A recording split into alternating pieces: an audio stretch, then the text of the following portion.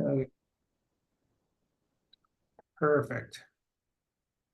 Hey, Andrew, how are you? Hey, good morning, Tim, or I should say good afternoon. Yeah. Things are well.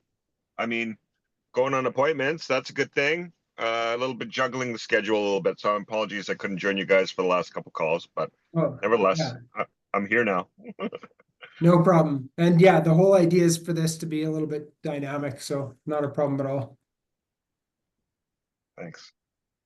Just give it a couple minutes here to let some folks in.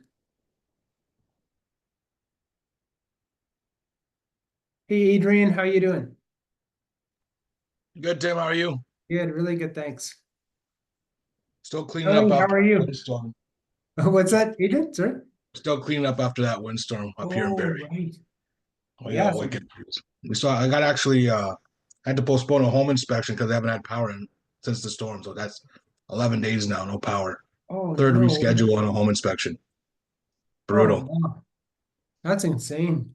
So Yeah, is Oro Medonti just got destroyed. trees down, everything, hey? Oh yeah. Huh, not good. That's too bad. But otherwise good. Good, good. Kelly, how are you? Welcome. Thank you. I'm well. Thank you. I'm actually in my office now at work. So, Oh, yeah. good. It's a good thing. Yeah. Christine, how are you? I'm good. How about you? Yeah, good, good. Everybody have a good weekend? Well, Busy? open house. I know. I love when people say, "How was your weekend?" to a realtor. It's like, well, Yeah. same as every other day. Yeah. Cool. Let's get started for you guys. When you came into the meeting, Kelly, was it asking you or telling you to wait for host to admit? Me? Yeah, Yes. okay. I'm gonna have to figure out a way to turn that off. It did that for me Yeah. as well. For everybody, okay, yeah, Same here. okay. It's great when I have someone helping, but not as good without. Jot, how are you? Good, and you? Good, good, good. And Zane, how are you? I'm doing good. Thank you, Tim. How are you? Yeah, really good, thanks. Awesome. Go on camera when you can, okay? I have a pet peeve. It's hard for me when I can't see people, so when you can. Okay, will do. Yeah. Now you know. I'll fix my stuff. Okay, we'll just get started here. Okay.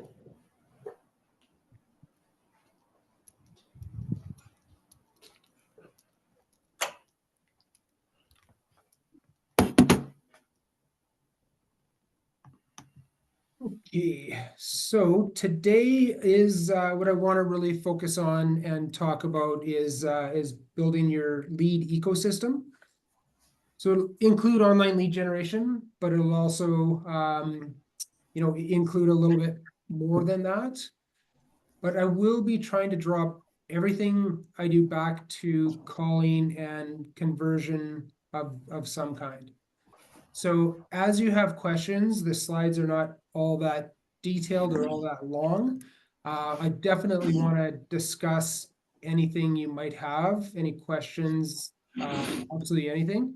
I think in the past it's been really interactive, so please feel free to just cut in. Don't have to put up your hand, just jump in. All right. Okay, so I think with obviously we're focused on online lead generation and trying to build a lead gen system out that will pay over time. Also pay obviously right away as well. But for me, I really focus on making sure the system will generate revenue for at least 24 months. It's kind of the only way that I've been able to figure out a way to get to that 10% conversion rate is by making sure our agents are focused on the longer term as well as the short term. So we're gonna go through my sales pyramid that I built. We'll talk about that. But primarily I wanna make sure we all understand that online lead generation is one piece of the puzzle when it comes to real estate marketing. And I wanna make sure we're all aware of different kind of ideas, techniques to generate leads outside of online lead gen.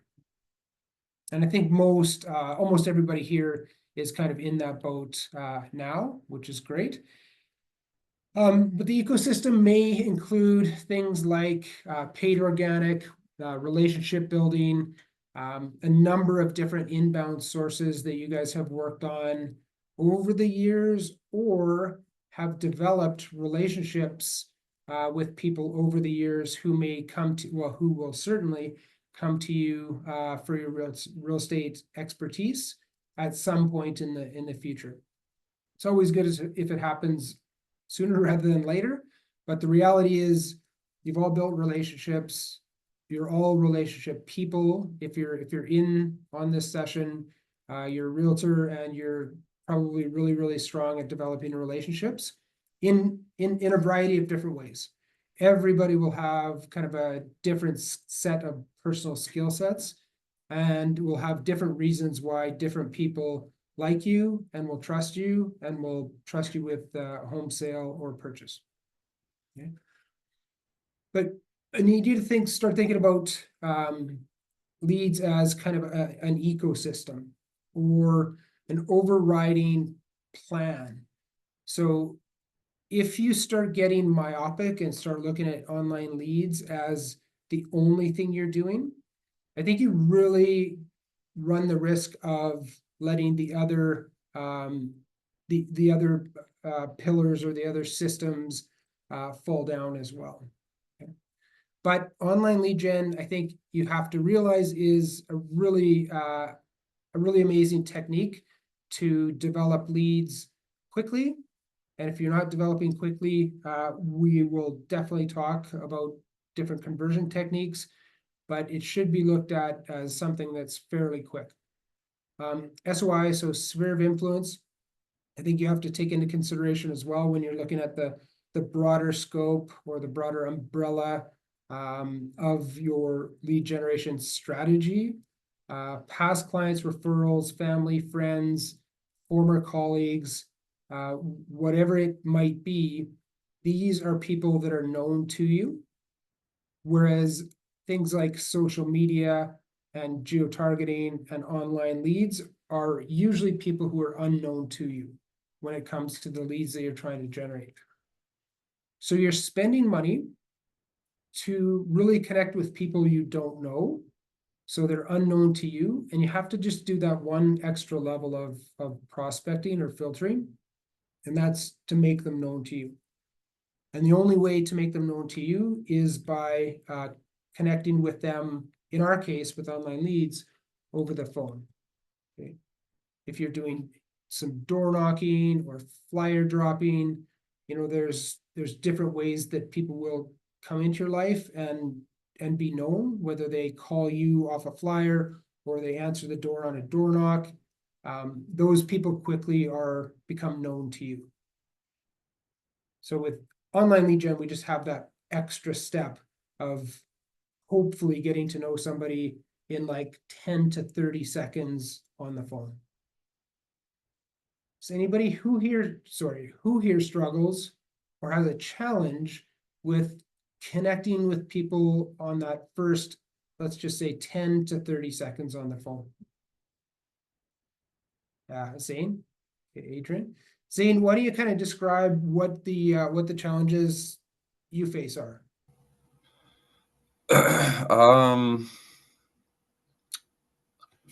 I guess getting them to listen to my introduction sometimes before they're like, because I feel like once they've clicked on it, they were curious to know about it, and then they realized it's not really just a click and you get a list.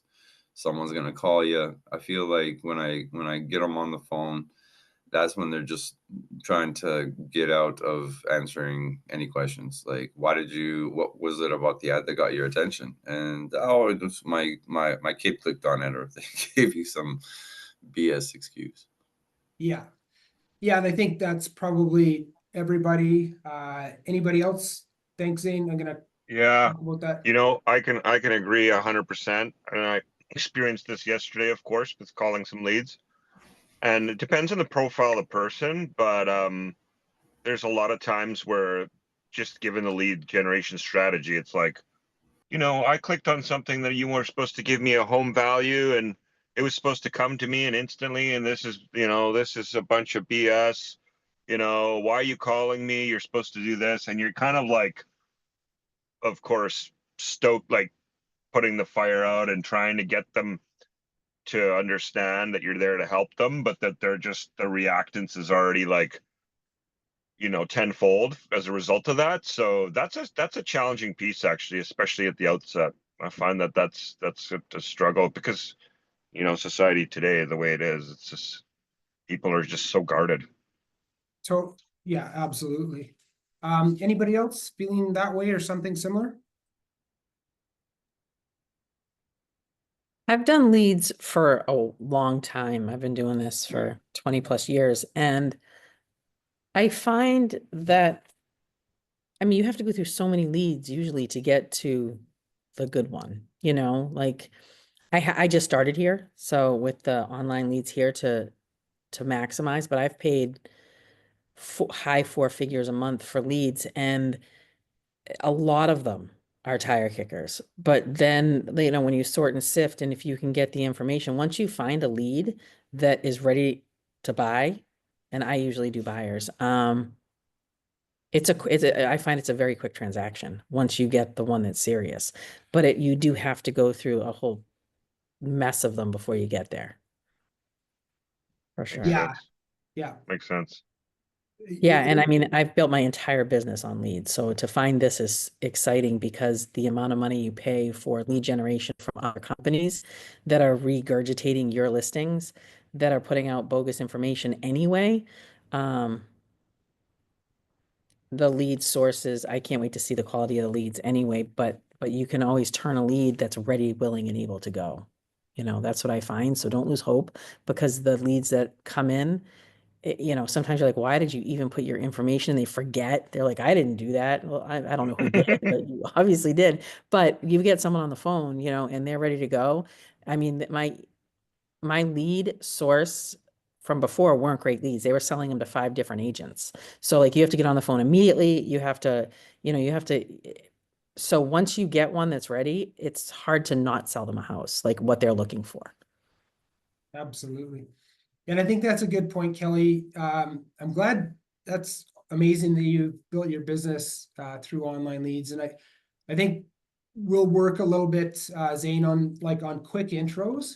I'm like literally not a believer in 2 things. Not a believer in spending any time asking people how they are. It just kind of chews up my time. And I see Kelly nodding as well, so it's great. And then I make sure I drive the conversation.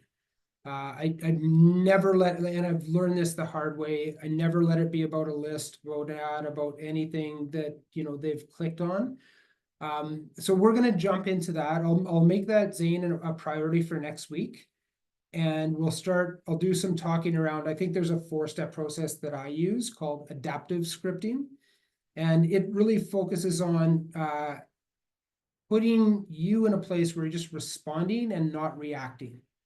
So once you can get to the point, I think, I'm sure Kelly agrees, over the years, you get to where you're doing this naturally. But I think there's some real clear cut technique that allow people to get a lot more comfortable and a lot less reactive. And I think, you know, that reaction is the most difficult thing when you kind of ask that question, you know, the terrible answer to. And then, you know, you're in tough at that point. So we'll jump into that as well. So thank you. Anybody else feeling different ways?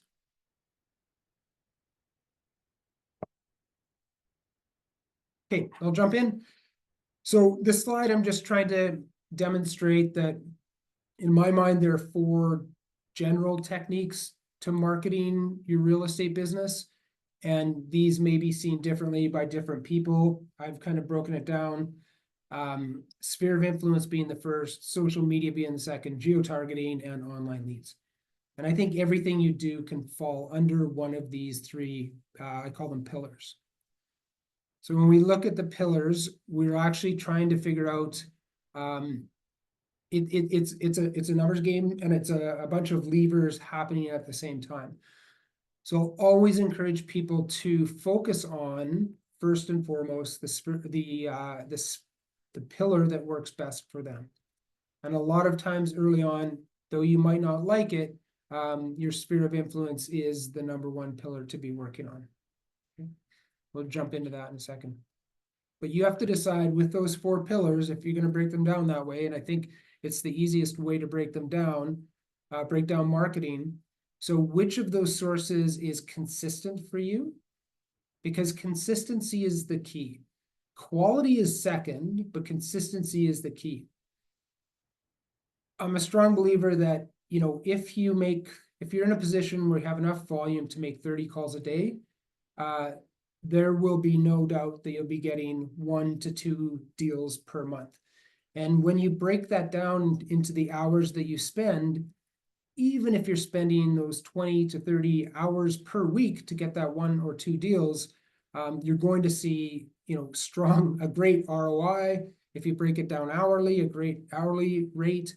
But I would suggest everybody kind of breaks down, even if you're closing at a 2% rate, break down what that means to you in terms of revenue, so GCI, as well as time.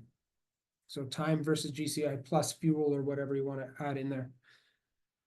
But at the beginning, or not the beginning, always keep in mind which sources are consistent.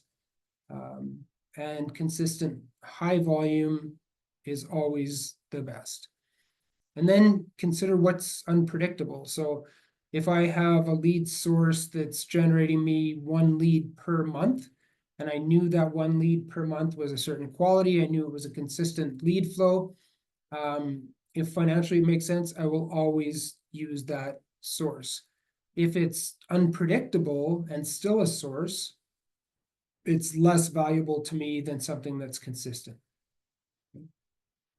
And sorry, I shouldn't say less valuable, lower priority to me than something that's consistent.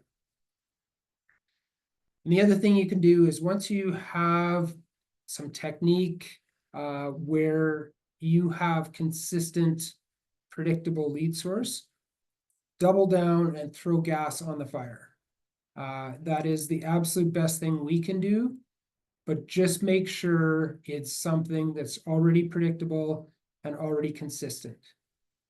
So if I would suggest that I won't figure out the math right now, but if you want to look at this math on your own, if you consistently have leads that will only close at 1%, so 1 out of every 100, is it worth making 30 calls a day, or extrapolate that out to 20 hours a week on those 100 leads to get 1 deal? So I don't know if we look at $10,000 for a GCI on a deal and we look at 20 hours of work, you know, clearly that's not a bad return. Okay. So always look at what makes sense. And then if, for instance, online leads make sense to you because you're good at it, because you can close at 5%, you know, don't be afraid to throw gas on that fire if you have the ability to keep up, keep consistent. Okay. Let me just touch quickly on lead quality. And I'll tell you just my story just super quickly. Bhavjot knows this. I've been working with a company that does YouTube leads. So super, super high intent, super good quality, very inconsistent. but, and also very expensive. So for me, I thought it was a no-brainer to go down that road, to continue to generate leads that way. But then I began to realize that we had the same problems with the $100 leads, in that we still had to get a hold of people. We still had to talk about, you know, them selling their house. We still had to do the major components that are kind of inside the process. Then I had volume leads, and we may have taken 20 leads to get to the same level as one YouTube lead, but it just showed me that volume was more, volume and consistency of volume is a lot more valuable than high intent inconsistency. Hopefully that didn't make any sense to me. Did it make any sense to anyone else? So let's talk about quality. Who's skeptical about the quality of leads that they get, period? I am too, so I'll put my hand up. Yeah. Cool. Andrew? Yeah, one piece on that. I've noticed comparatively, because I've run actually both lead generation campaigns, and I've found that with the buyer lead gen, the quality is quite low. Given the market dynamics too that I'm in, it's different because affordability is like ridiculous. But it's the intent there is quite like blasé, like, so you have to get through a lot of people, and they're just not really that overly committed. And it is true, of course, because you get through to the right people, then that's great. But in terms of contact rates, in terms of actually getting through to them, much more difficult. On the alternative side, with the seller lead generation, typically 1 or 2 contact attempts. They're willing to have the conversation. They're more forward about what their actual intentions are, or they're more forward. It sounds like a little bit more sophistication in that regard. But that's what I've found. Yeah. That being said, yeah, that's fine. Yeah, I would agree 100%. Definitely. I mean, you're paying a few more bucks, but you still have the same challenges that I find is like you're going to still get an address. They're only going to want a market analysis. That's all they're going to want. That's all they you know, typically will see. So it's still an effort to kind of get in front of somebody at their house, which is what you have to do with sellers. So yeah, I think it's, yeah, absolutely. I would agree 100%, Andrew. I've spent way more money on seller leads for lower returns though, unfortunately. Yeah. Yeah, it's just kind of really what you want out of it, and how quickly, if you want cash flow sooner. Yeah. Then, you know. Yeah, and so where I was going to go with this, thank you, Andrew. It's awesome. Low quality needs to be measured. You guys need to measure by closing percentage. Once you understand, or even if you can just guesstimate or estimate your conversion rates, you can start to decide if it's worth the money and if it's worth the time. Because I think those two pieces have to be with any form of marketing, you have to be able to predict your ROI. And if your predictions aren't met, then I think that's something you have to consider. But just be careful when you're talking about expectations. Make sure you're thinking along the lines of like the minimum of 1 to 3% closing over a year. I measure over 2 years, so we can get to 10, and then just kind of calculate for yourselves. Okay, but online lead gen is much more predictable. There are way more stats available to you, and there are clear levers that you have to push and pull to make it happen, to make it profitable, I should say. So again, just to the slide, just figure out small tweaks that you can improve on. Hopefully we'll go through some here. Zane, that was a great idea. We will jump all over the intros and how to kind of be in control of the conversation. And I think real quick, I just think experience, just not to get discouraged because like I worked with family, my sphere of influence, like I'd rather being in this so long, I don't want to work with any family. I'm doing a referral right now with my sister and we may never speak again. Like, and I'm not even doing the deal, it's a referral. Like, so leads for me, it just was different because it was a fresh person that came in. And once you learn how to speak to them, like Zane was talking about, and just asking a few questions and just really like people love to talk about themselves. And if you can ask a couple questions up front and being able to have a conversation, and the first time you get that deal, like it gets easier. It totally gets easier. And to be able to drive your leads like this is an opportunity. Like I said, I've been doing this forever. I just signed up. I'm 10 days into this. I'm not even set up.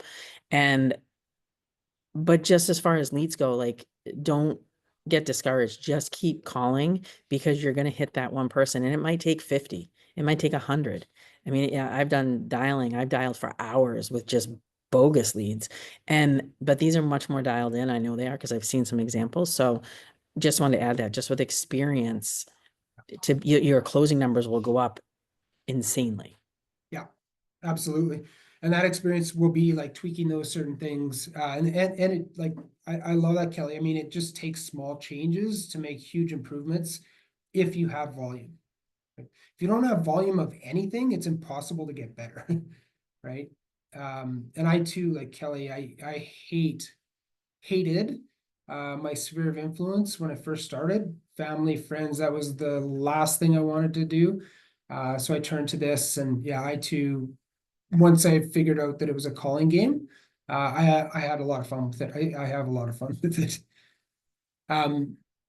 So when we look at kind of those four pillars, just don't make sure to not fall into the trap of only using one thing.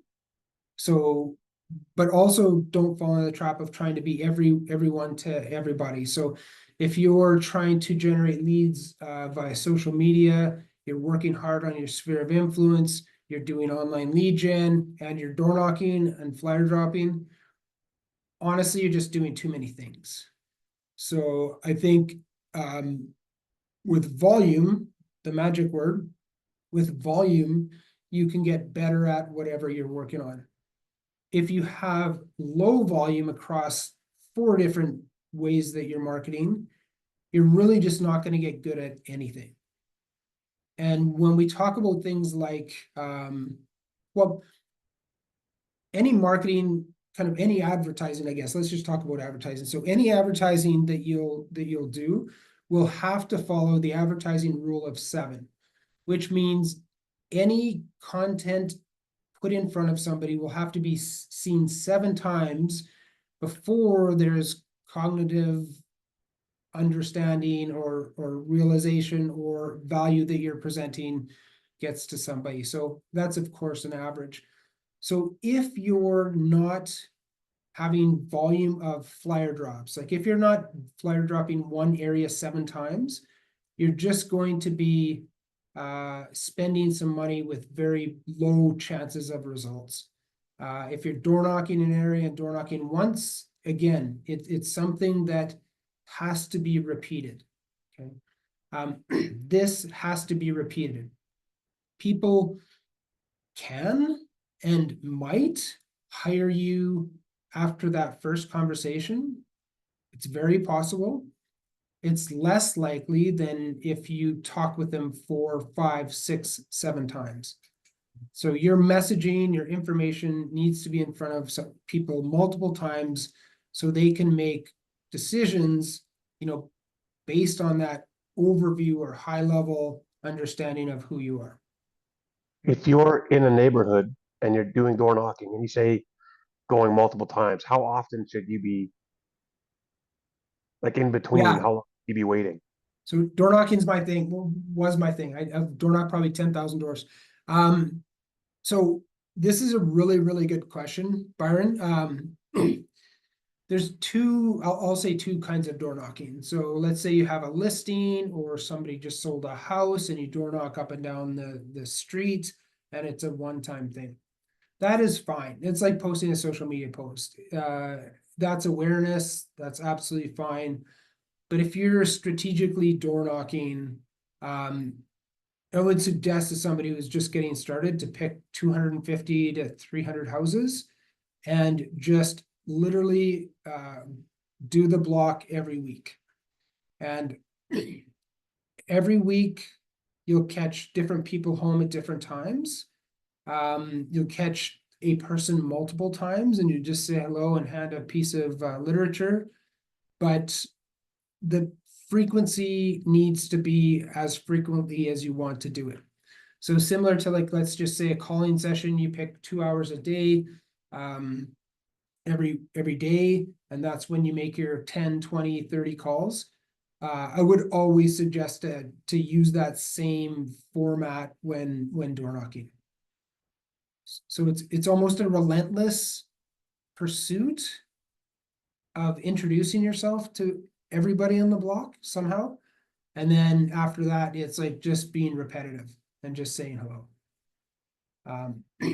Yeah. So if you can put together a strategy on it, I think that is a great way to get that lead ecosystem built and started.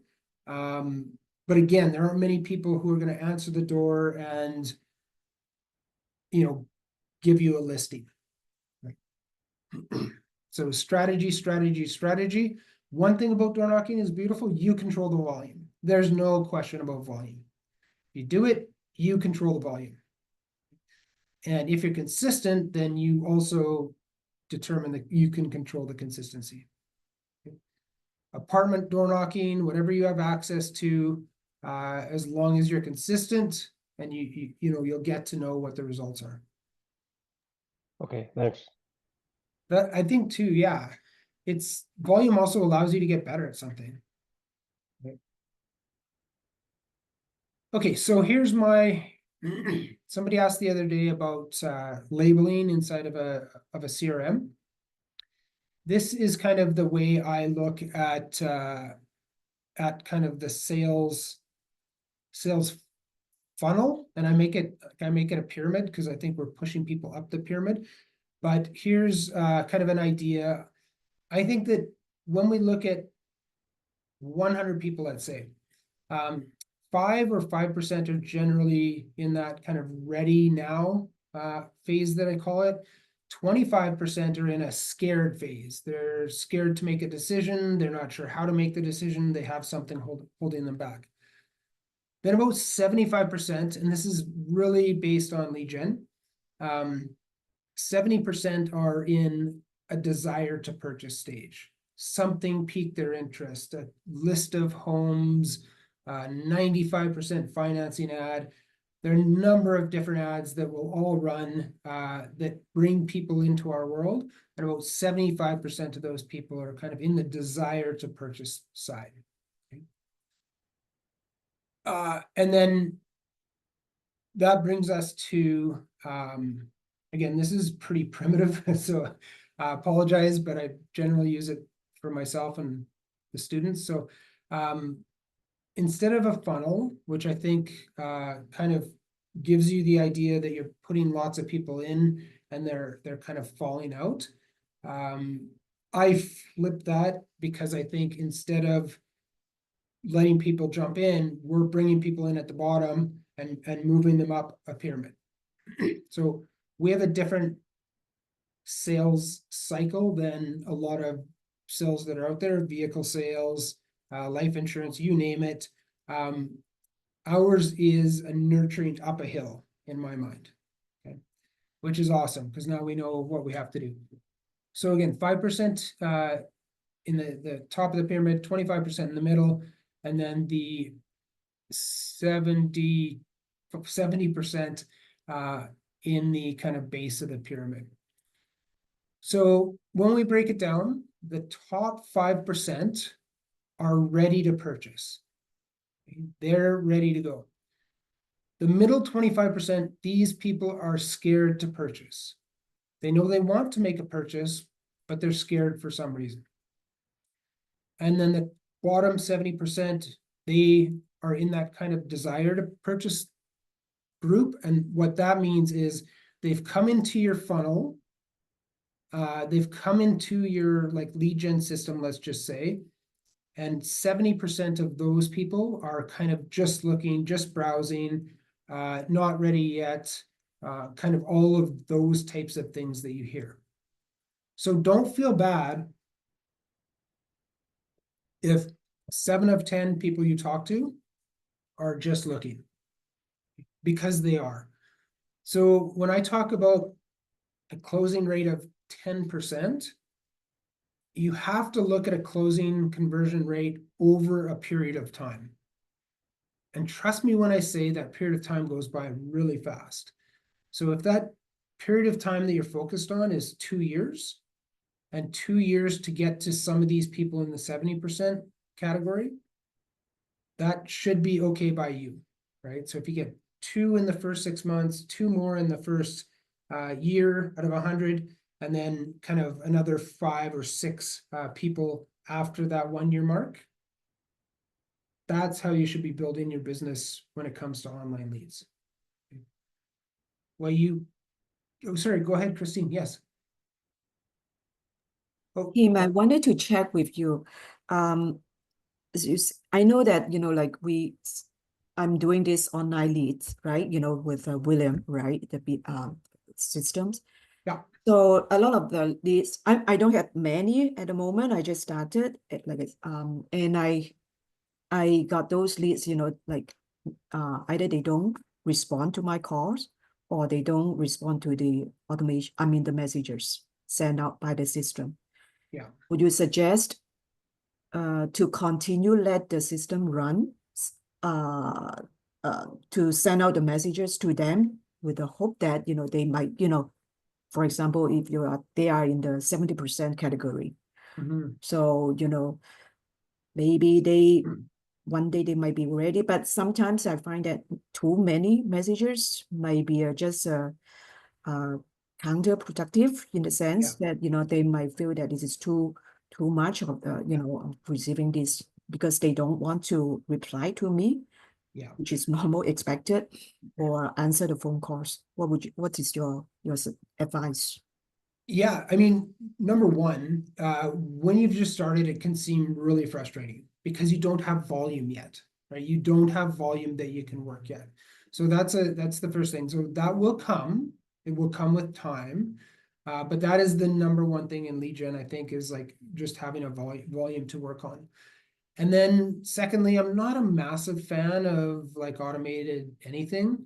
I know it should happen, so don't get me wrong. This is just me personally. I automate myself to make a ton of calls and call people like out to 2 years. I'll call person 20 times over the course of 2 years. So, however, having said that, yes, this 70% is the portion that you can identify people with email and with text. The top 30% of the people you're going to have to call. So A, volume, and then B, what you're feeling is normal. And I like the point where people might get tired of an email every day, a text every day, those kinds of automations. I'm not a huge fan, but I understand that it has to happen, or that it happens. But I'll get into this a little bit more. So Christine, just cut in if I touch on something you're wondering about. Okay, thank you. Yeah, no problem.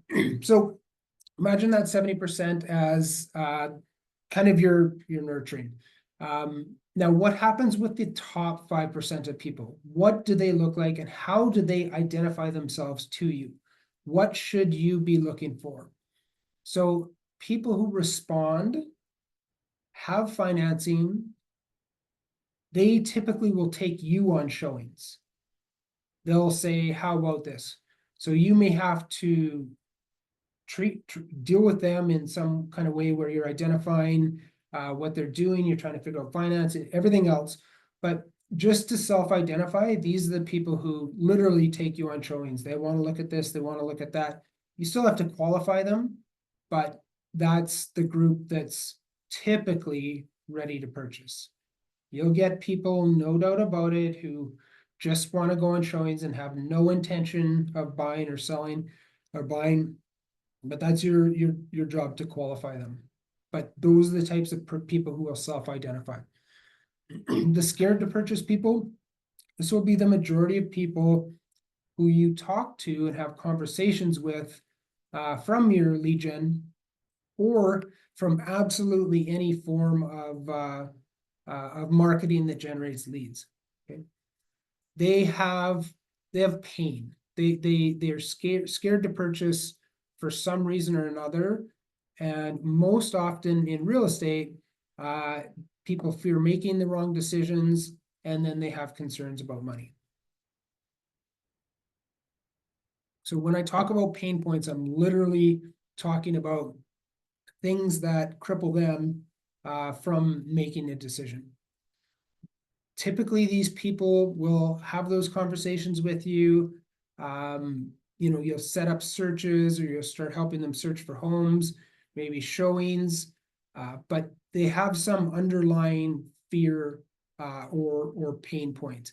It's almost always financial in our world, whether it be, they're scared of the market. So they don't want to waste their money. They don't know how to get the RRSPs out of their accounts. They don't know how to, collapse part of their 401k. They don't know how to, access the capital that they'll need to. So those are usually the things that are holding people back, though they can be a wide variety of things. They might need to stop renting. They typically will have problems like confusion about market, uncertainty about financing, and then maybe they don't know what to do to financially determine whether renting or owning are best for them. Okay. They may just not like actually have those tools available to them, and they may not know where to look. Okay. So that's the kind of scared to purchase phase. Does anybody have questions about the scared to purchase? That's where the money is. Yeah, I mean, this all makes perfect sense. Well, I know I want to kind of jump the gun on this because I kind of see where you're taking it, of course, but what are the key kind of elements to tapping into this this huge vast majority of people? Because I can definitely vouch for this, and you hear a lot of it, and it's just, I've got one person that's viewed like 200 properties online, and they still haven't decided to do anything. Yeah, perfect question. Let me just answer it before I get to it, because I think it's good to ask right now. Here's where skill comes in. So I think experience, skill on the phones is going to be important at this stage. And then I agree with you, like these are the folks who want 100 showings, they want them for whatever reason. This is where you stop being a salesperson and start being a social psychiatrist, psychologist, so you can best understand what those pain points are.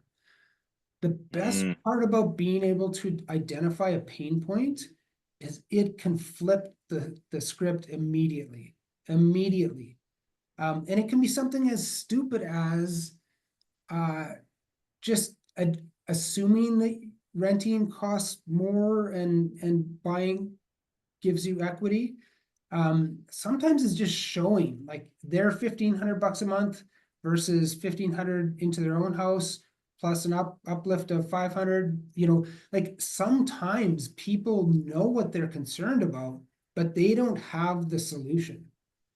So our job has to absolutely be, if the money is in this 25% that are scared to purchase, we have to become psychiatrists for individual people we're talking over the phone with. And as time goes on, you'll be able to identify people just by the conversations that you're having on the phone, and you'll be able to start to pick little identification points on where they're at in the pyramid. Because honestly, you don't want to spend crazy amounts of time on the desire to purchase folks. You want to focus on, these top two categories, the top 30%. But the magic in talking online, I think anyways, gives me the opportunity to really understand somebody and to get right to the heart of the matter. So that was a very long answer, Andrew, to your question. Does it make any sense? Yeah, absolutely. Makes perfect sense, actually. You know, that's a real key piece, I think, I feel. Because you're just getting to the truth, right? The quicker we can get to the truth, the better that we're gonna be and the most efficient we're gonna be. And so, yeah, like I try to find it's harder too when you're just learning to just avoid the crab walking and get Yeah. to the points, right? Yeah, exactly. And sometimes the people don't know don't know the truth. Those are the best clients I've ever had, where you're kind of uncovering what it is that is kind of their pain, their fear. So yes, sometimes we have to uncover what we make assumptions on are their pain points and then just confirm them with them. But I've literally seen so many first-time home buyers who they get the information, they're massive information collectors, but that is more of a pain. They don't know if if doing this or that are the right decision. And so I think that's where we come in and make sure we're at least identifying the problem and then trying to be a bit of a counselor. And not showing houses to them. Okay, so desire to purchase. These folks are just dreaming of the perfect situation. They're not even to the point where it's a pain for them. They're just chill about it. They're relaxed. They don't have any pain points that stop them from doing anything. They're just looking. This is where the buyers are liars thing comes. Usually buyers aren't liars. We just don't hear that they're really not in the position to want to buy a house yet. And again, this is the 2-year mark because all of these people are looking at houses for some reason. They're not ready yet. I cannot tell you how many times my group has had people that they call a year later who have already bought a house. Right? So it's important to keep in touch with these people on the phone, but recognize that, hey, you're not going to push them into a decision more than likely. But they know what their situation is, so they'll jump themselves to that ready to purchase. And then one thing that's holding them back to get to that 25% is that they don't want to make the wrong decision. They don't know what that decision is. They just know they don't want to make a bad decision. Just like when we're shopping for a vehicle, when we go into the dealership, quite often we'll buy the vehicle, but when we're just looking, we're scared of like the payment or something like that. So we're scared of making the wrong decision. On the what should we do front, on the ready to purchase, they're ready to purchase, find them a house, use your buying process, get them qualified. I would say those are the two things basically. Use your buying system and get them qualified. And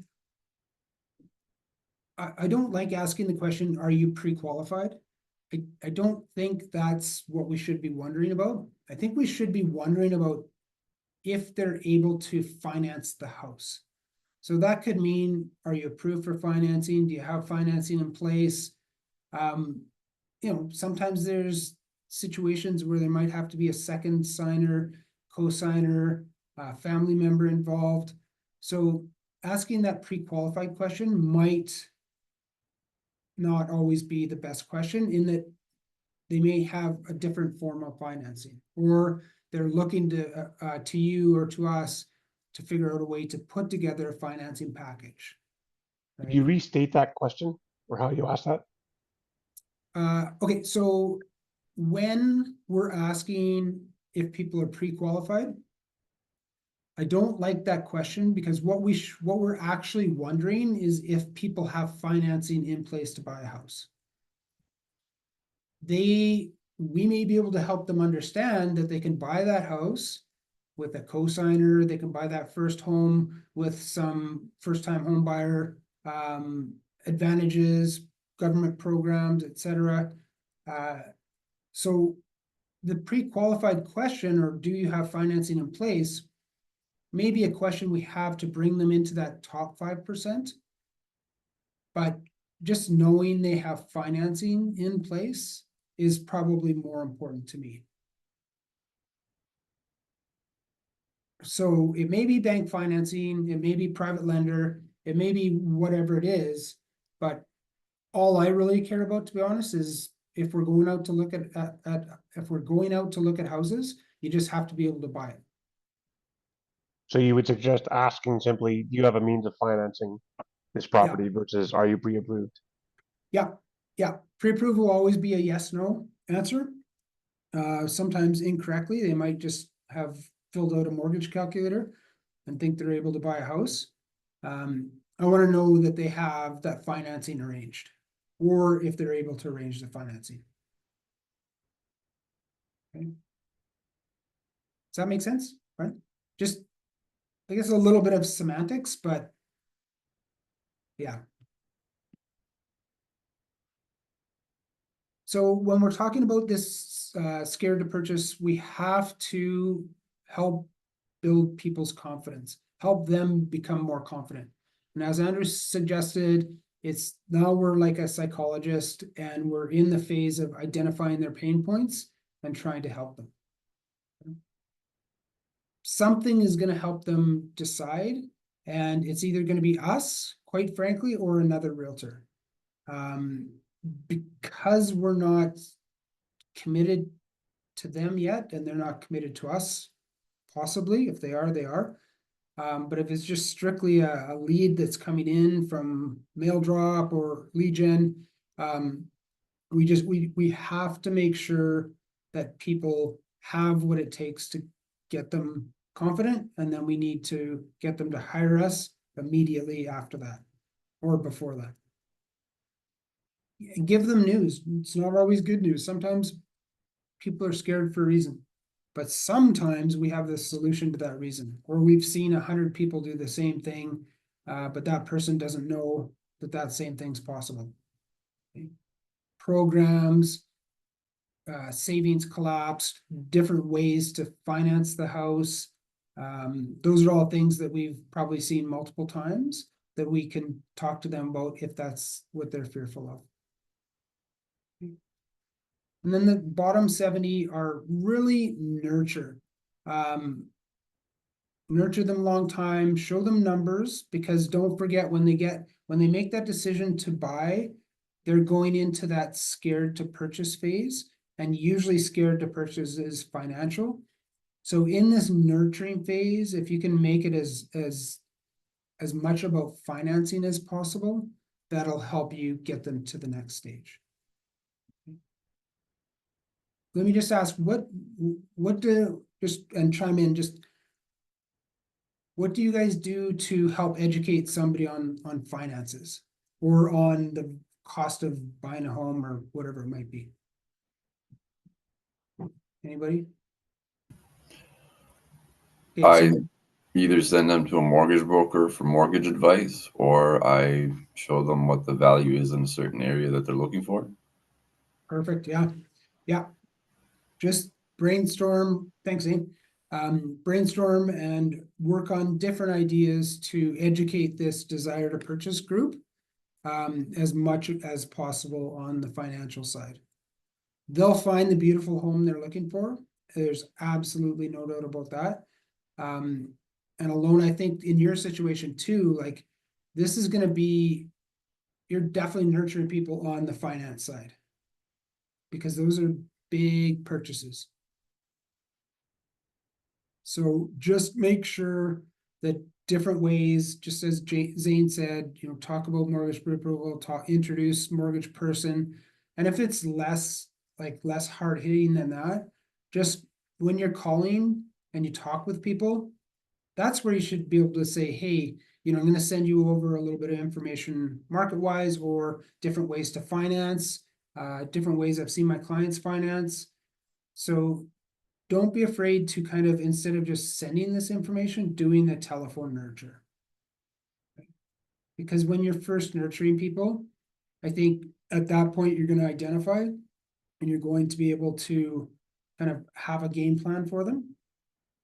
And again, so instead of the downward funnel, you guys have seen that this is push people up the funnel. The 5% obviously is call now. And then the 25% call and meet with purpose. So make sure you've tried to identify what their pain points are and have Zoom meetings where you outline the solution to those pain points. And it doesn't have to be your own solution. It could be, stats you want to show, or just talking about the emotional connection that they might have when they see the home they love.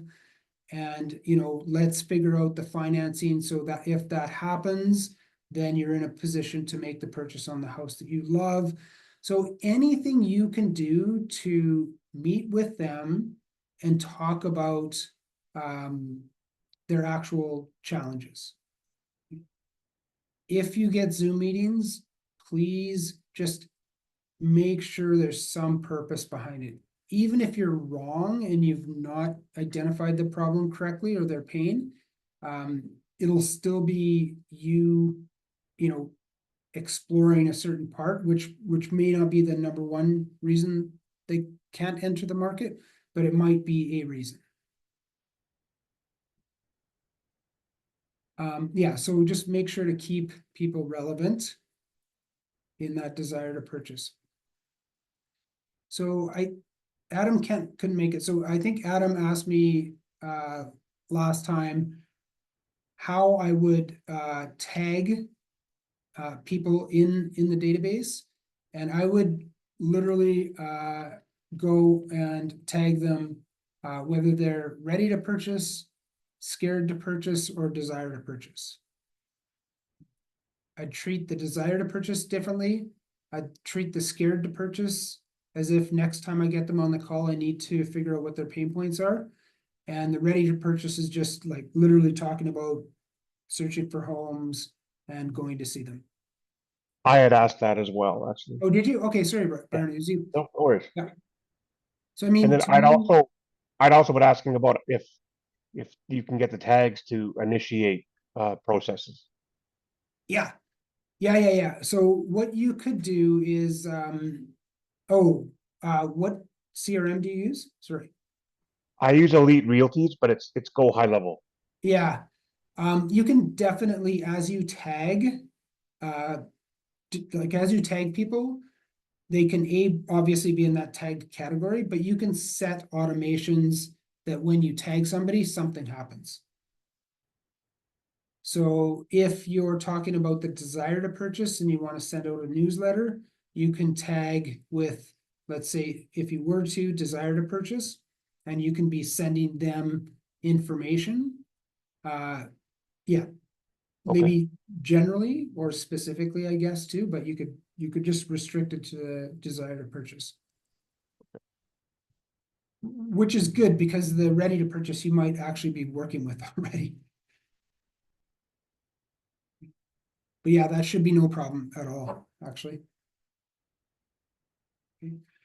For me though, the way I would treat that desire to purchase is that I would set up a call, future call. I'd set up a series of 5 calls, one in a month, one the month after, and then try to keep in touch with them every month. And again, like my system is based solely on calling. So the top 25%, the scared to purchase, I'd try to get a hold of them they would probably be every month. The desire to purchase might be every 2 to 3 months. Okay. So when I tag people, it sets up those follow-up tasks. So again, it's a great question, just a way to kind of organize. And yes, you can set automations off. Okay. Anybody have questions about this pyramid? It really, I think, reflects the structure of online leads. And I can almost promise you that if you have 100 online leads come in tomorrow, these numbers are pretty darn close to correct. Most of us lose lose deals inside of here. And they're the deals where you call 6 months or a year and they've already bought a house. We didn't see their pain points. We just talked to them. We didn't hear the challenges that they're having.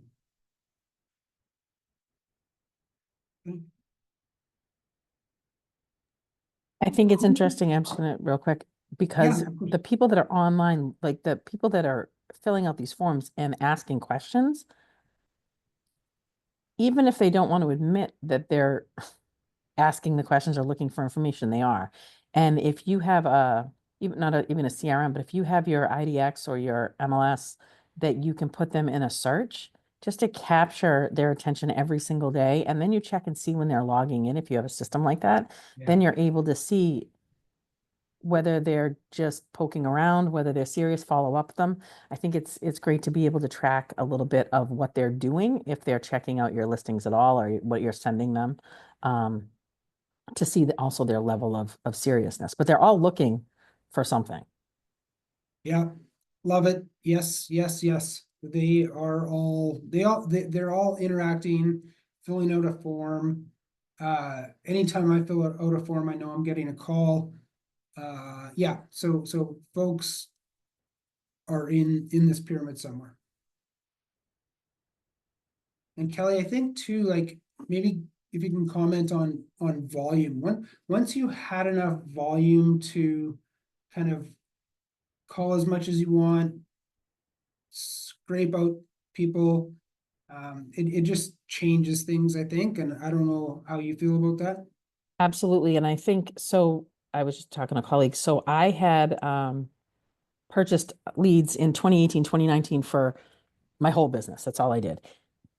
And the leads were coming in, and when they were coming in, if I wasn't getting enough, I was like kind of hounding on, well, that person didn't call me back. That person's not answering the phone. But if you get enough leads coming in, when you start having volume come in, you can sort and sift and be like, yeah, I'm all set. I'm all set. You can refer those out and say, hey, listen, I got a lead, you want to pay me 20%, follow up with this guy, follow up with this one, follow up. So you can actually, when you start having that kind of volume, you can pick and choose who you want to work with. And then it no longer becomes a game of, oh my gosh, I need to make a paycheck this month or next month. 2 deals fell apart. What am I going to do? It becomes more of a game of, great, I'm going to put 5 in the pipeline that are kind of serious, in the 25%, and then I'm going to be able to close 2. I'll be able to close 2. I'll be able to close 2. Then you start to close 2 to 3 to 4 to 5. Now that money, that scarcity mentality goes away, and then you become more of an expert in the market, where you're like, okay, I know what to say to them. I know how to close them. I know how to, because you only have 5 or 6 minutes to get on the phone with them and figure out if they're good or not.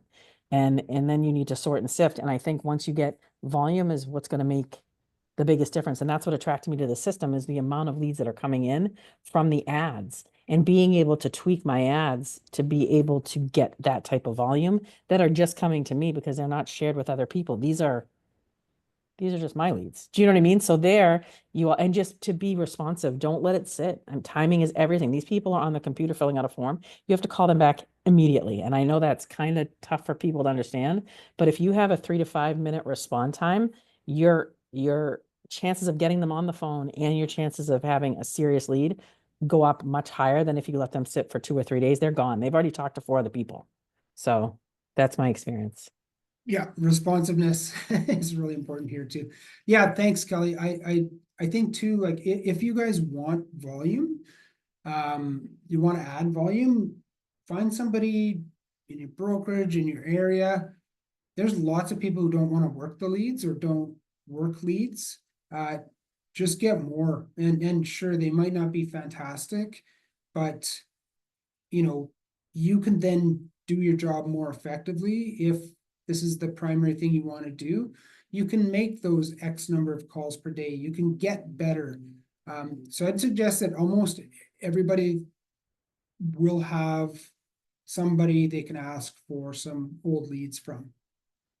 And they're old, so they won't be great, but at least you'll be getting better and better, and you'll have a couple that may close. So don't be afraid to go to somebody else and ask for excess leads. Okay. Cool. All right, so last through here, I think we've covered it all. So just as well, let me ask, does anybody have more questions about that pyramid or anything? Zane, does it, let me just ask you, kind of that 25% will be the people, I think, once you get really comfortable with this adaptive scripting, they'll be the ones you don't lose anymore. They'll literally be the ones who seemed like they were wasting your time, but really weren't. Are you talking about ART? No, well, yes, sure. Yeah, I love ART. I use something completely different.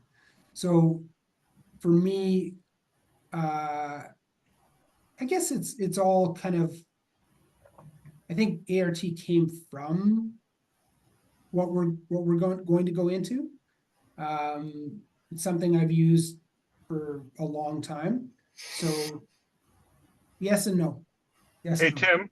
Yeah. Hey, Tim, when are we going to dive into this adaptive scripting that you're talking about? I'm quite intrigued. Yeah, Yes. I'll shift gears a little bit with the schedule and we'll do it next week. Okay.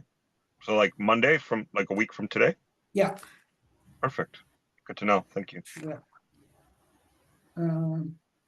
Yeah, so it's kind of fun. We'll do a bit of role playing, not a ton, but yeah, we'll do a fair bit of role playing. So let me ask Zane, does Will still do the kind of the art training? I'm You- not exactly sure. I'm the wrong person to ask, to be honest. I try to be on as many Q's and A's. Conversion training, it's a little difficult for me to jump on Fridays, so I'm not 100% on that. But sorry, where did you get training on ART? That's sorry. Well, it's in the Elite Realty, Bookmore BMS BMS package. So I Yep. mean, he's got it in the education section, and I'm sure he's touched on it a couple of times, Yep. but it's in the videos in the education section. Excellent. Yeah, amazing technique. It's so I think, like I said, some of it probably came from, if I'm thinking what it would be. So anyways, yeah, so it'll be a bit different than that. Okay. Yeah. Okay, so what I would love for you guys to do is figure out what your lead sources are. If you've got a great source of sphere of influence leads, if you get a ton of DMs from social media posts or content, you have the lead gen, or if you're wanting to go door knocking and flyer dropping, pick two of those things, or one or two of those things, but don't try to do everything. It will be very expensive, and B, it will take you away from being good and getting really good at something. So once you're really good at something, it's like riding a bike, especially on calling side, or even once you're really good at flyer dropping, the technical piece, the how to get the best cost, how to, have the best frequency, all of that kind of stuff is learned either by you or by asking others. And I would say make sure whatever you're doing is something you just want to get good at. It doesn't even have to be something you like per se. I don't think I liked making calls at the beginning. But I liked the consistency. So pick kind of the lead sources that you want. I'm gonna give you a bit of a survey. So we can all take this survey and then I'll show you the graphics, the graphs on Thursday, and you kind of see what it is that other people are doing. Yeah. And then if you can, spend some time categorizing leads. If not past leads, then do it for incoming current leads. But it will allow you to kind of see where you close, how many you close, that kind of stuff. Let me ask, sorry, let me quickly ask. So how many people have been closing online lead gen leads? Okay. Not So- these, but I have them. Yeah. So maybe let me just go around the room and just quickly try to understand better where challenges might be. So unfortunately, Christine, you're at the top of my list. Not unfortunately, you're at the top of my list. What do you think the challenges have been? As for the online leads, Yeah. right? Yeah, or whatever, online or whatever. Yeah. Well, I did have few closing, but not with BMS, I mean, like, the Williams, because I just joined, but I did Oh, right. Okay. Yeah. I partnered with another agent before a few years ago, and he ran the marketing campaign, and he got a lot of like leads, and that's why he gave me some leads, and I have had such success in closing, be it for buyers or sellers. Okay, but most of them, I had to spend a lot of time, in following up with them. So that is the crucial part, which I have been following up with them and build up the rapport, over the years, and subsequently, closing the deals, So online leads is you sometimes you also need to spend a lot of time in nurturing them, basically. Not many of them that I can get a deal instantly or within a short period of time or things like that. Yeah. So yeah, I have had success, in getting deal closed. Yeah. Excellent. Cool. Thank you. Thanks. So Adrian, just specifically, any challenges that you see with the leads or challenges closing? And I'm asking this for next week, sorry. With my experience in closing them, it's I feel like I'm a relationship sort of sphere of influence kind of realtor. I talk to people I know, I build relationships, I help people with a whole bunch of different stuff, and it evolves into real estate. And then when I talk as if I have a relationship with somebody that I just met, my tonality is so far apart that I don't find myself connecting. Yeah. And then I gap myself. I feel like there's too big of a gap that I'm really working on trying to be either maybe more abrupt or more firm or more aggressive. I don't know. That's just out of my style wheelhouse. Yeah. And then my response time is horrible. Like if I say 2 days, that's me lying to you about how quick I go towards an online lead. And I know and we've talked about last week or even the week before, just standing up and changing my vocal presence to it. It's a different dialogue that I'm not accustomed to. Normally when I talk to people, I'm solving a problem, not pulling teeth on, okay, well, where do you live? And it's like this weird kind of bad date scenario, and I gotta get better at that for sure. Yeah, before next week, so that's great. And I appreciate the honesty. It's really good. Before next week, anybody who's feeling uncomfortable, I feel like when something works, you pour the gas on, like I said. So just do this calculation, which is if I had 100 leads closing at 2%, and it took me X hours to close them. So in my mind, I always just go 30 calls a day times 3 minutes is 90 minutes a day, 1.5 hours times 5 or 6 days. So I know my number, I know the cost to acquire the lead, and then I know, the assumed outcome, which is you're now assuming that 2 out of 100 close. Just do that math for yourselves and figure out the hourly number, and then figure out the just figure out the net number, net GCI or net commissions.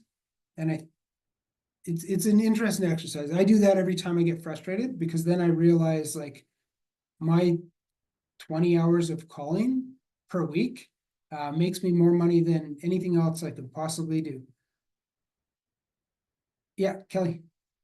It's such a great perspective because it's so true, number one. And number two, you talk about door knocking, and I mean, I've door knocked many, just like you. Tough skin, it's a lot of time. It's gas, it's a lot of things, right? Door slammed in your face, a lot of self-esteem stuff. Like someone can hang up on you. I don't care. Like Yeah. I don't even know who these people are. But Yeah. at the end of the day, when you look at ROI, if you let's say your ad spend is 500 a month and you close 2, it's $250 a lead. Now the past few years, because I use Zillow and Realtor.com leads, that's what I was going with. And I was upwards between Zillow, I spent 5,000 a month, and then Realtor.com, I would do 2,500. So 7,500, but I would close 25,000 a month, right? So it made sense. But then when I left there, I was like, okay, so I'm going to leave that because the leads were getting really bad after COVID. So then if you look at an ad spend here and you're looking at the ROI in all these hours, you'll see how much more you're making with your return on investment here, as opposed to like so I went from those leads to pay at closing. Yeah. It takes 35 to 45%. So at a closing, I would close a transaction, and before my company split, let's say the commission's 15,000. They would get 35 to 40% of that before I even got my split. So then you do the math, and I'm like, I paid that much for one lead. I mean, we're talking $4,000 to $7,000 to $10,000 for a lead. So when you look at those numbers, just from a perspective of if you've never done leads before, if you want to pay at close, it's great. Nothing's up front. But as soon as you close, you're writing a check, and it hurts. $5,500 is going to them, and you're like, oh my gosh, you didn't even make $20 an hour after you're done. You know what I mean? So, and for the new agents and people starting out, like, to be in this position and start to learn how to talk to leads, when you can start to turn a lead and figure out how to close them, or at least get them in your little sphere, they become your warm lead, then become your hot lead. It is so much fun, and this fear that you're feeling will go away, I promise. And the money that you're spending, and I'm just telling you from what I've spent in the past. When I saw this, I was like, this is insane. So just to share about just ROI, if you're paying $200 to $500 a lead and closing them, that's a great investment. Yeah. So Totally agree. Kelly, if I could ask a question, I got the impression that you would go against door knocking? I did, just because it's easier for me to sit on a phone and call people all day. Okay. Yeah, I mean, I did get deals. You do get deals. And if you want to, but you have to farm a neighborhood for a long time for them to get to know you. Right. And I had different techniques. I can share those at some other time, but that worked to get people to answer the door. I'd leave notes there, I would bring gift cards, but it's a lot of money out for, I don't know, maybe one listing, but one listing is better than nothing. I'd rather sit in my office in the warm, not, Yeah. some people can hang up on me all they want. They're the ones who ask me for information. I'm going out and putting myself in front of people. And since COVID, I found that people they're very guarded. They don't want to open the door. They don't really want to talk to you. They don't trust you. That's just my take on door knocking. I loved it when I did it because I was new. Now, after doing leads is kind of where it's at for me, because I can do it anywhere and I can do it quickly. Gotcha. Okay. And they reached out to you. You gotta remember that. That's what Right. they put their hand up for information. So you're calling them, you have what they want, essentially. Okay. And then Tim, sorry not to hijack the That's good. the thing here, but just getting back to when you're talking about the quality of the leads, well, I mean, I guess Kelly was saying the same thing too. It's not necessarily the quality of the leads per se from like book more showings in this instance. It's just leads in general where you have to work through the muck to get to that one that will want to talk to you. Is that correct? It's just a Yeah. numbers game. Yeah. Yeah, I literally, I don't know, the crappier the quality, the better for me, because presuming I get more. Right. So, I mean, I shouldn't, it's not quite that, but the more the better, even if they drop in quality. Okay. Okay. And then you said like next week we're going to do that. We call it role play or live scenario. Yeah, we'll do the adaptive scripting for sure. Yeah. Okay. Yeah. Cool. Okay, cool. Well, Jot, how are you feeling?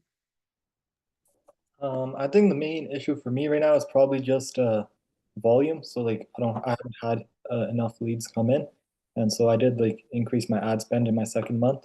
So hopefully that can be resolved. And then I would say there's two people who I could have closed, but then like circumstances came up. Like one of them had to go abroad because he started getting back issues, so we have to wait for him to come back. And the other person, like she needs to clean her house. Like it's a really big mess and she's taking a while to do that. So like just kind of stuff out of my control. Yeah. And like volume. So I'd say those are my main two issues. Cool. Yeah, volume. So that's great. Good. Who have it? Oh, Alona. How's it going for you? What do you see as good or bad? Hi, I am also new with online leads, and in general, I would consider myself a new real estate agent. So I am currently just building up the volume, as I think majority of us said. Is it great? I mean, I don't know. I don't think I can judge yet. Like, I don't even know what great is. I think I'm just kind of going through the mud. It's good time for me to learn the new skill of connecting to basically a cold lead, right? And try that out and create something that works for me, which is good. I like to hear the opinions that are going on. And I think, uh, I think there is a great opportunity. I just need to tweak it to work for, for myself and for my market.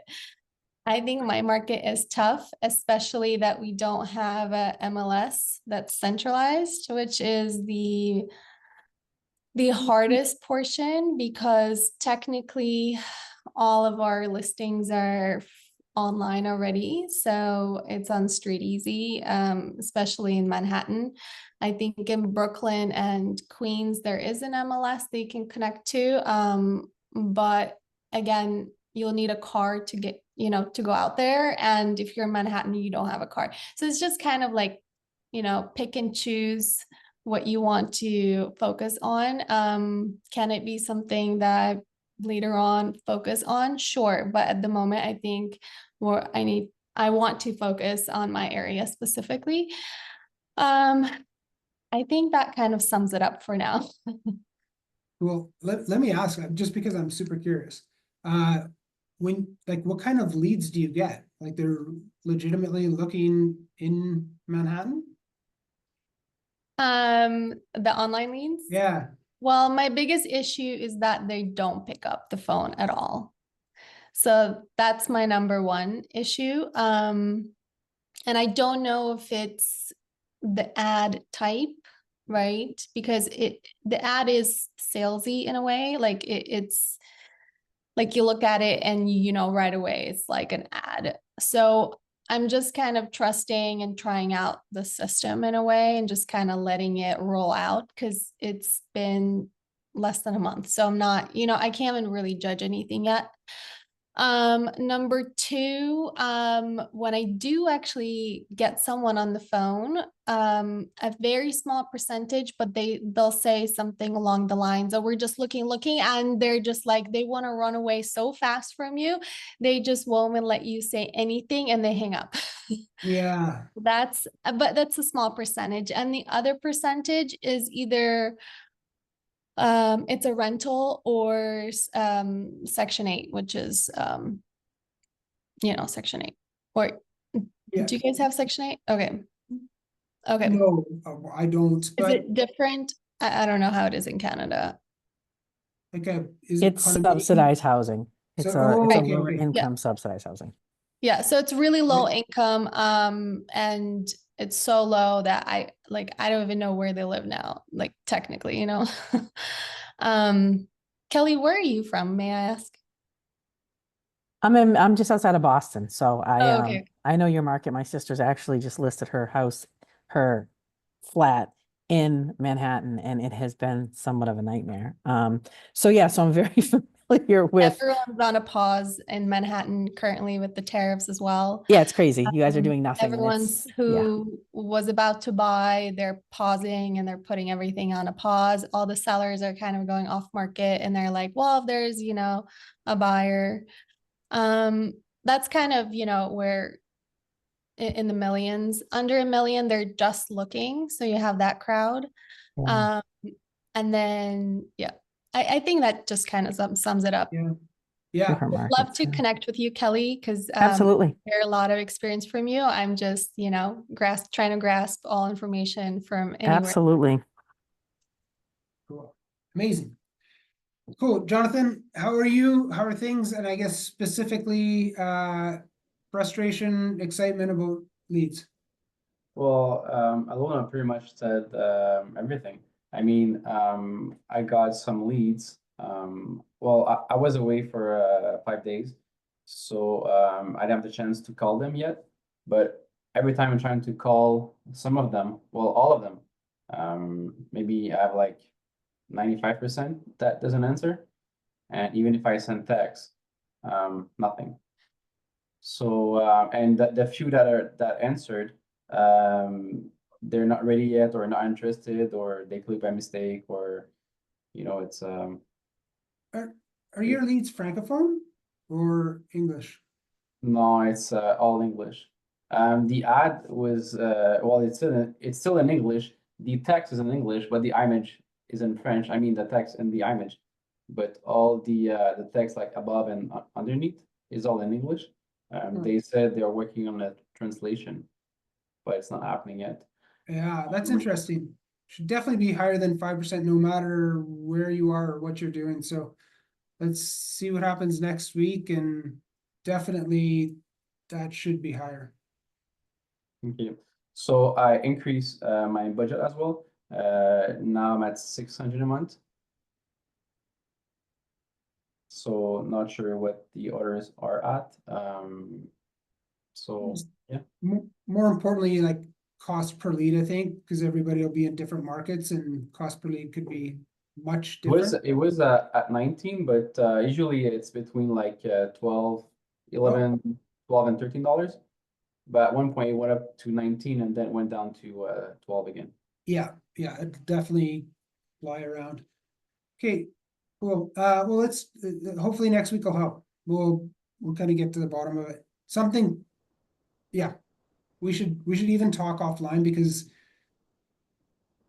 yeah, all of these leads should be answering the call at a 10 to 15% rate, I would think.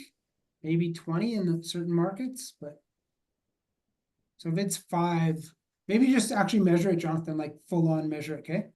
Okay, I will. Okay. Zane, how are things for you? How are things for me in terms of BMS leads? Yeah, yeah, exactly. Or online leads in general. Yeah. Online leads.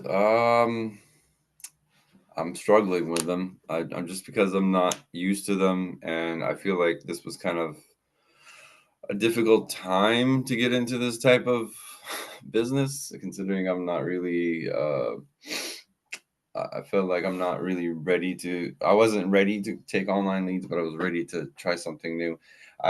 So far, like I said, I haven't closed a single deal yet from online leads. I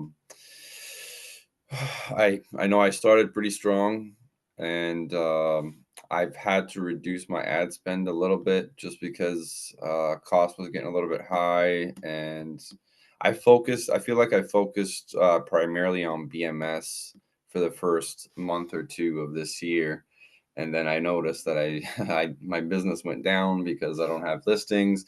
I was going after for sale by owners as my primary lead source, and that was my bread and butter for many, many years. I decided to try BMS just to kind of see if I can add some income. I was told it was, solid leads and a good generation system. Of course, you have to put in the work. It's not just call once and you'll get a deal. Now, I focused on it for the first few months. I had my ad spend at 500,000.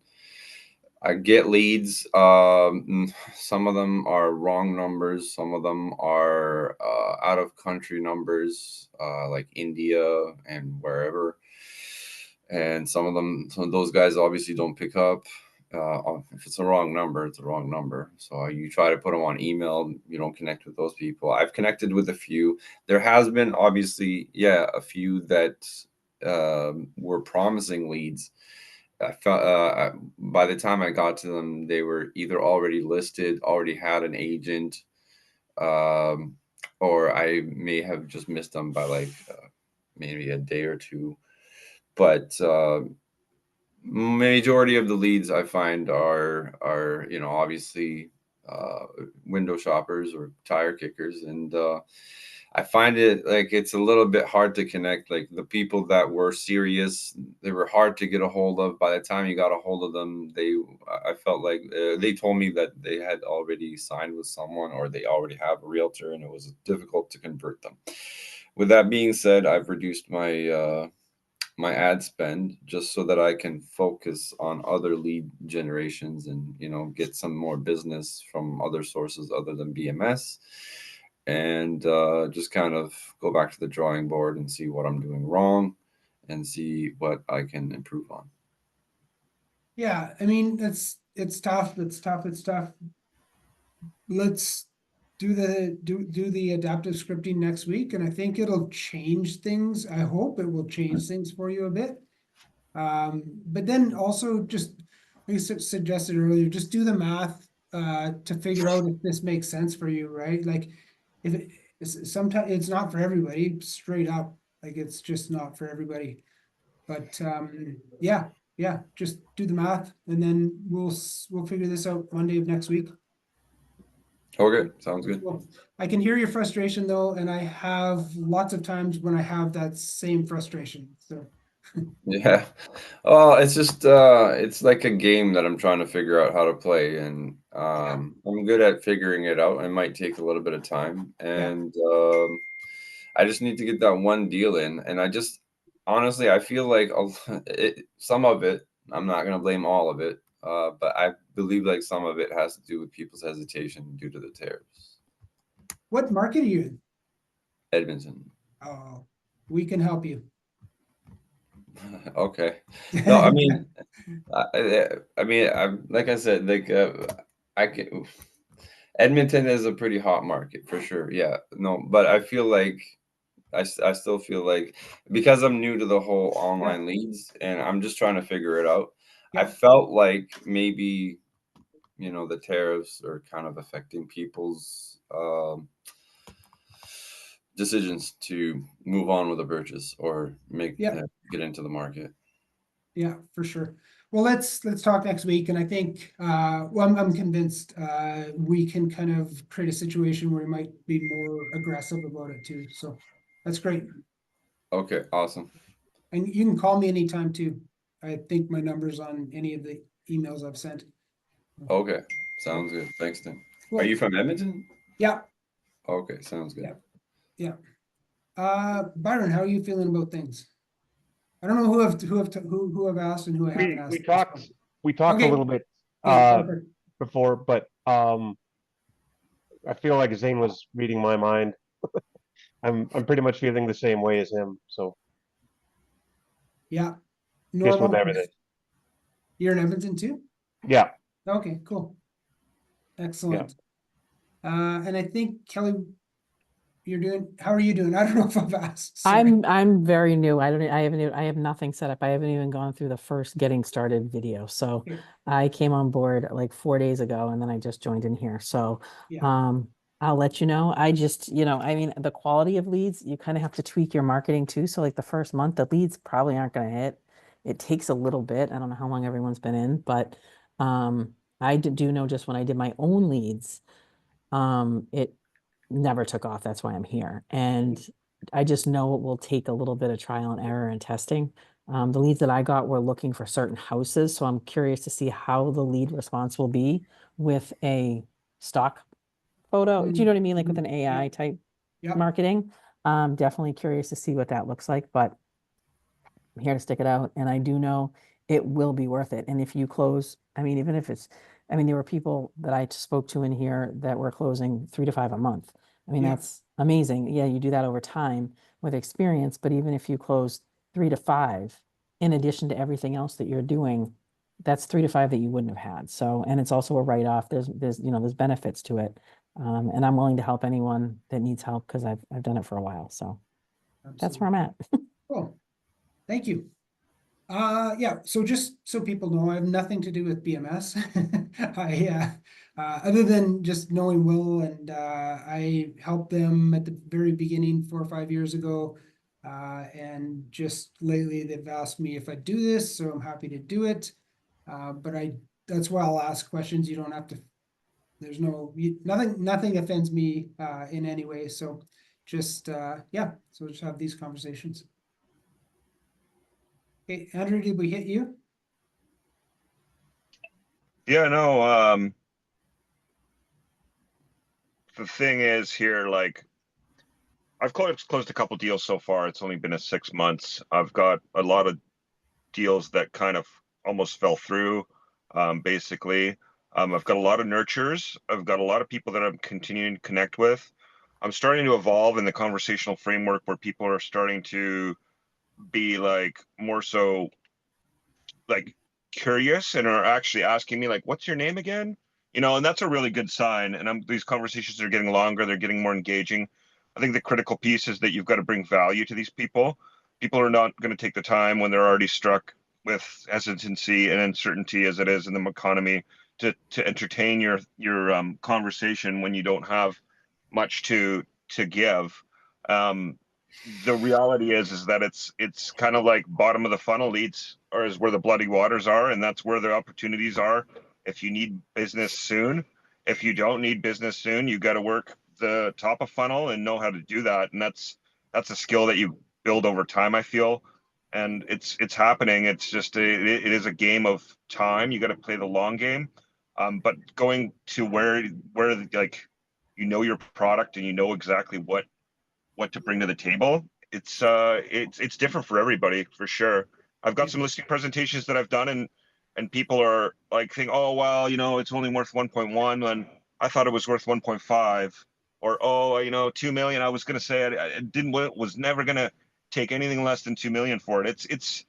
It's the byproduct of 2021, right? People thought, oh wow, it's a party, holy crap, pour another bottle into the punch bowl, let's keep this thing going. And it's very much not that, obviously. And so in any case, volume, dials, and just getting a crystal clear understanding of the person's situation and bringing value, that's just really what's getting me any traction. So that in a nutshell is pretty much all of it. But yeah, like, I mean, in Edmonton, we can get a house for 400 grand. You can't get a house here for 1.3 million, right? So it's like, there's some different dynamics everywhere. So if you harness those things and do kind of what I described, that's where I found just getting some actual direction and success. Yep. Okay, cool. And I think, so for me, I've got everything covered. I'll send you guys out a little survey, the weekly survey. And I think if that's it, we're good. Thanks, Andrew. Yeah, no Everybody sweat. good? Thanks, Thank you Tim. so much. One. Thank you. Thanks, everybody. Tim. Thank you. See you. Thanks, Tim. Thank you. Thank you.